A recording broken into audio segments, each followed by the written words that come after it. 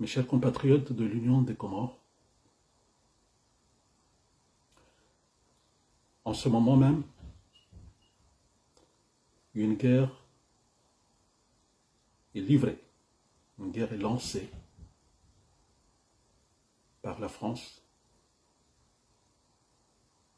sous le haut patronage du ministère de l'Intérieur,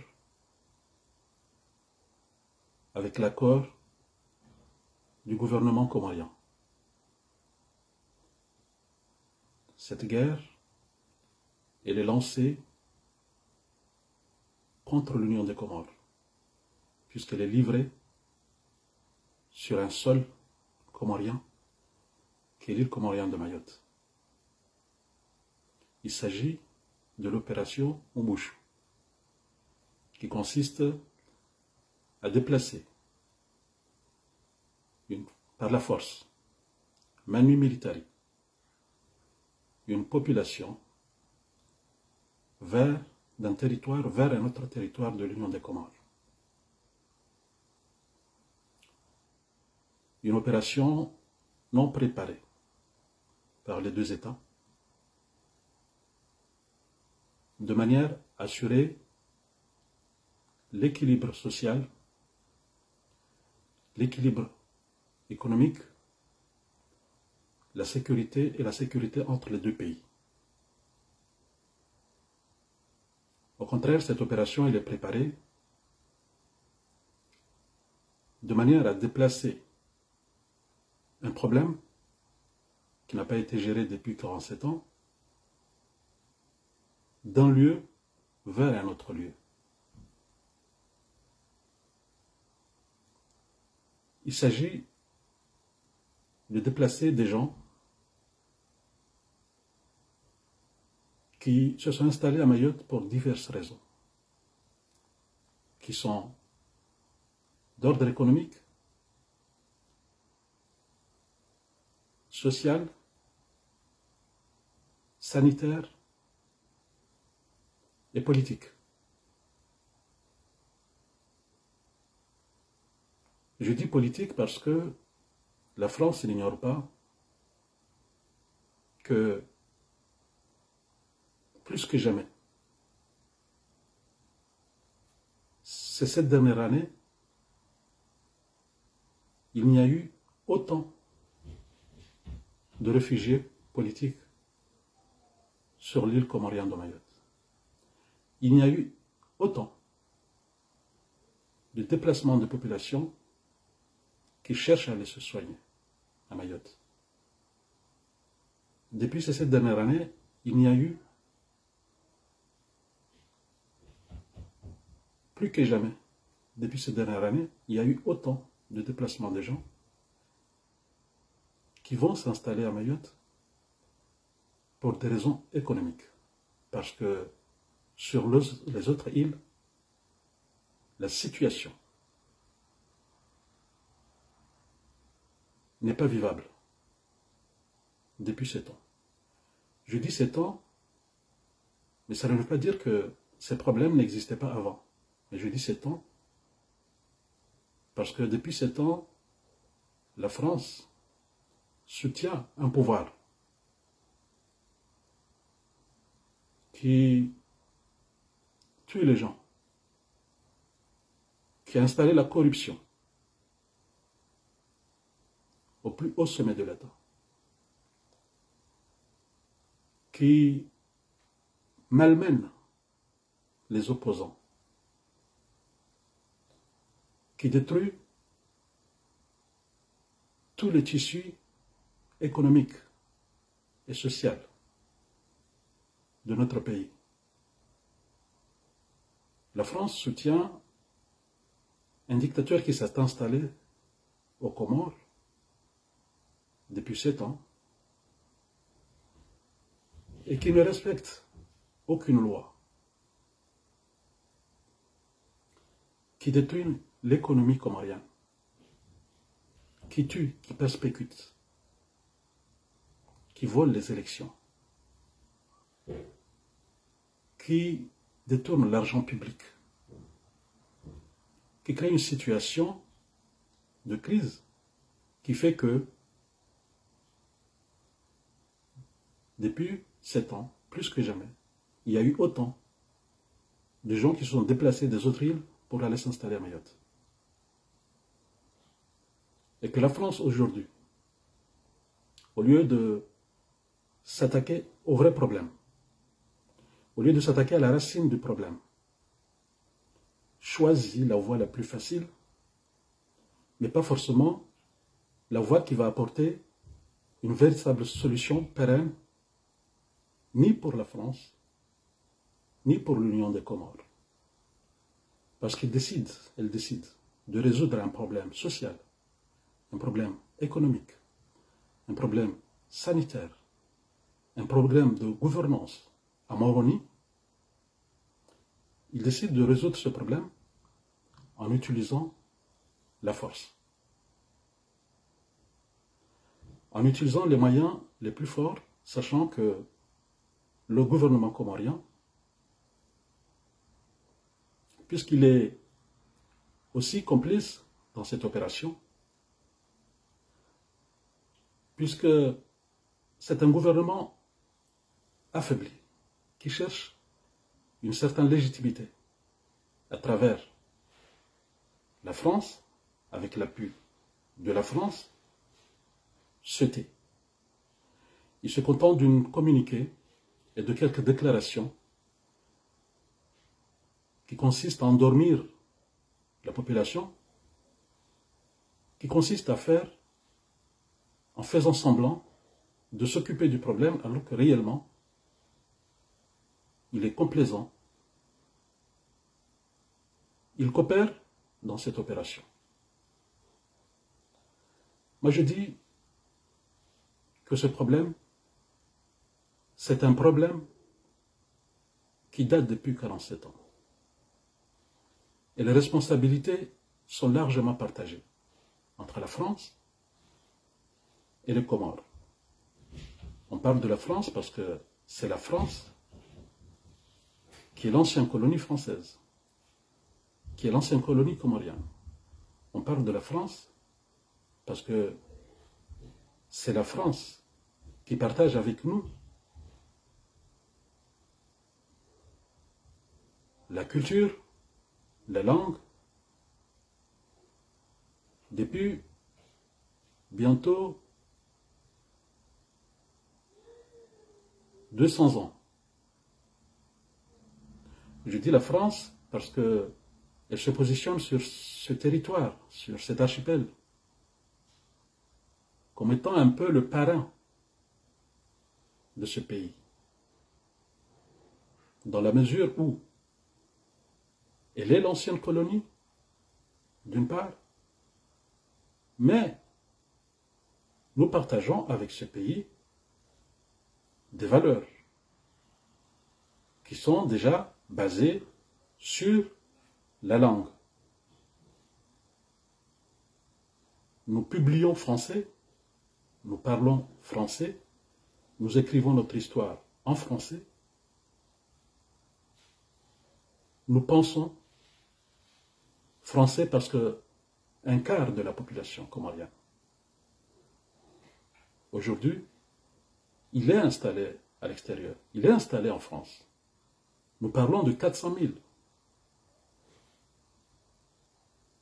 La population comorienne installée en France. Et donc, c'est un pays avec lequel nous sommes liés. Est-ce normal que ce pays, avec lequel nous sommes liés par la culture, la langue,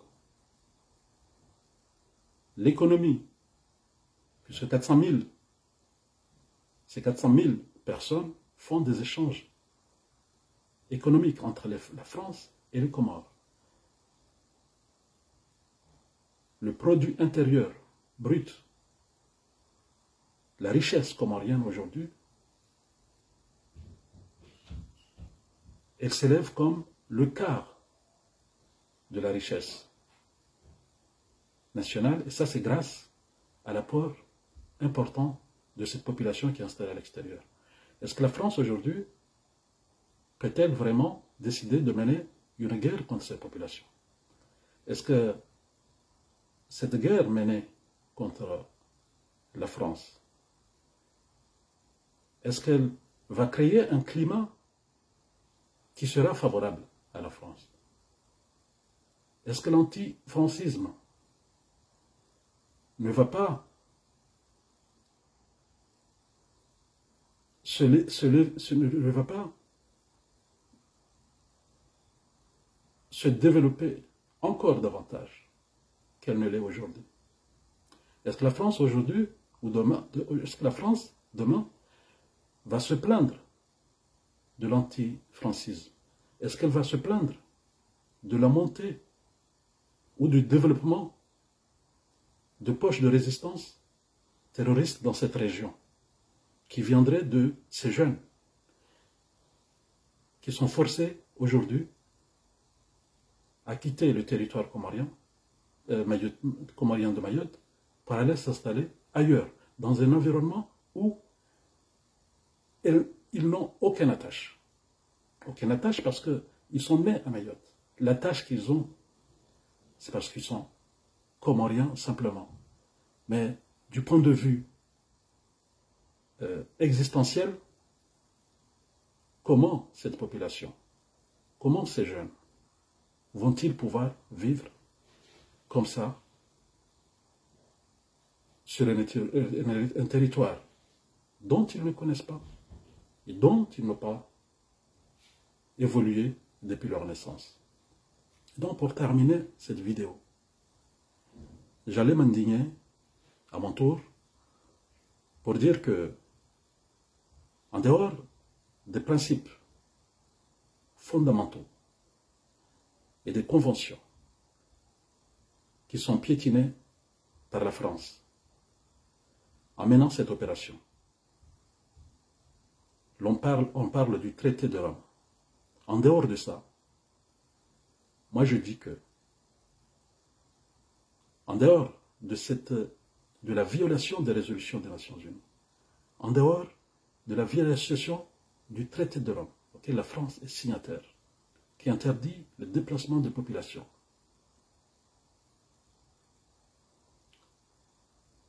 je dis que la France est en train de créer dans cette affaire une bombe à retardement. La bombe à retardement qui a été conçue, développée depuis 47 ans par l'irresponsabilité criante des deux États, les Comores et la France, cette bombe, on la déplace d'un territoire vers un autre territoire. Mais un jour, cette bombe, quand elle va exploser, elle ne va pas toucher simplement l'Union des Comores. Parce qu'elle va toucher la civilisation française. Elle va toucher la culture française. Elle va toucher l'image de la France dans le monde.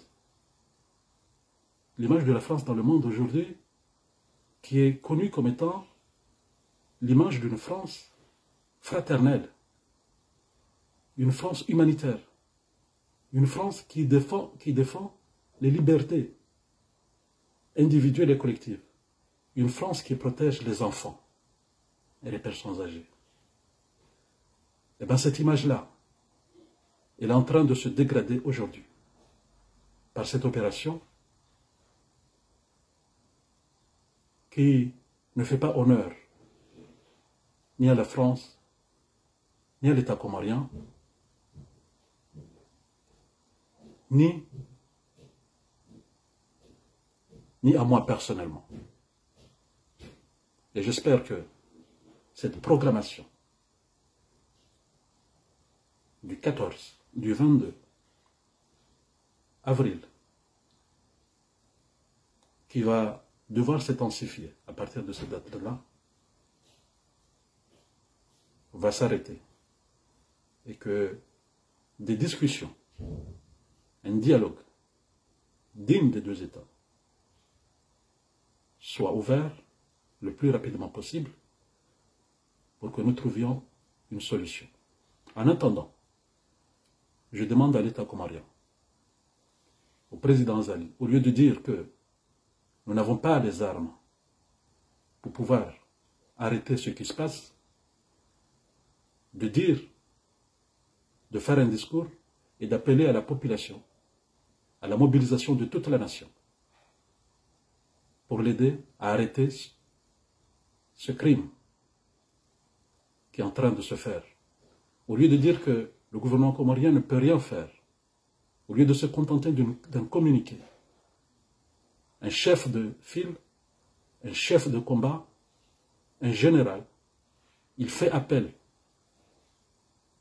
aux troupes, il dit au secours, venez, je me mets devant, vous êtes derrière moi, et on va faire face. Nous n'avons pas les armes, certes, mais nous avons les arguments. Nous avons la force de l'esprit. Nous avons la force de la résistance. Nous avons un peuple digne qui n'attend que les appels. Un peuple qui attend l'union de toutes les forces sur cette affaire.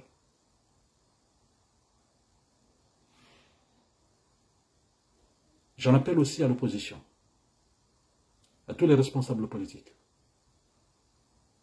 de faire appel, de faire des déclarations, de dire à la France que la voie qu'elle a empruntée, ce n'est pas la bonne. Ce n'est pas la bonne parce que elle crée une situation qui va s'exploser plus tard. Une situation qui va exploser plus tard. Une situation qui n'assure ni la sécurité de l'Union des Comores, ni la sécurité de la France, ni la sécurité de la région. J'en appelle aussi aux autorités de l'Union africaine pour leur dire que le moment est venu. Le moment est venu pour que le Conseil de paix et de sécurité se réunisse pour examiner cette situation. Et jouer le rôle qui est le sien, qui est d'abord de garantir l'intégrité territoriale des pays membres, la sécurité des pays membres, et de se mettre derrière chaque pays pour faire face à l'ennemi lorsqu'un de ces pays sont attaqués. Je vous remercie, je vous demande de partager largement cette vidéo en espérant qu'elle va contribuer à sensibiliser la population, à sensibiliser les autorités, à sensibiliser toutes les parties prenantes pour qu'un dialogue puisse se créer rapidement afin d'examiner tous les aspects de ce problème et ainsi espérer trouver une solution digne et honorable. Je vous remercie.